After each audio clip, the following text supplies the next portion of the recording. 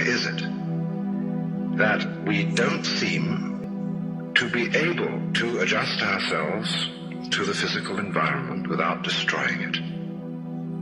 Why is it that in a way this culture represents in a unique fashion the law of diminishing returns, that our success is a failure, that we are building up, in other words, an enormous technological civilization which seems to promise the fulfillment of every wish almost at the touch of a button. And yet, as in so many fairy tales, when the wishes finally materialize, they're like fairy gold. They're not really material at all. In other words, so many of our products, our cars, our homes, our clothing, our food, it looks as if it were really the instant creation of pure thought. That is to say, it is thoroughly insubstantial, lacking in what the connoisseur of wine calls body. And in so many other ways, the riches that we produce are ephemeral. And as a result of that, we're frustrated. We're terribly frustrated. We feel that the only thing is to go on getting more and more.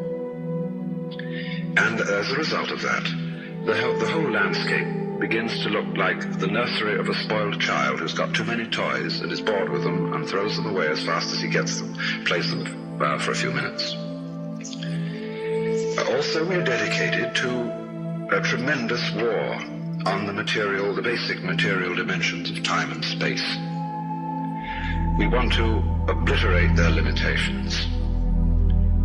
We want to get everything done as fast as possible. We want to convert the rhythms and the skills of work into cash, which indeed you can buy something with, but you can't eat it. And then rush home to get away from work and begin the real business of life, to enjoy ourselves.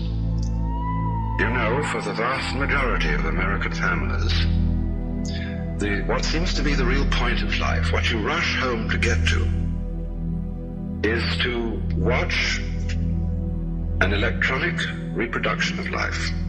You can't touch it. It doesn't smell, and it has no taste. You might think that people getting home to the real point of life in a robust material culture would go home to a colossal banquet or an orgy of lovemaking or a riot of music and dancing. But nothing of the kind. It turns out to be this purely passive contemplation of a twittering screen. You see mile after mile of darkened houses with that little electronic screen flickering in the room. Everybody isolated, watching this thing, and thus in no real communion with each other at all. And this isolation of people into a private world of their own is really the creation of a mindless crowd. And so we don't get with each other, except for public expressions of getting rid of our hostility, like football or prize fighting. And even in the spectacles one sees on this television, it's perfectly proper to exhibit people slugging and slaying each other, but oh dear no, not people loving each other, except in a rather restrained way.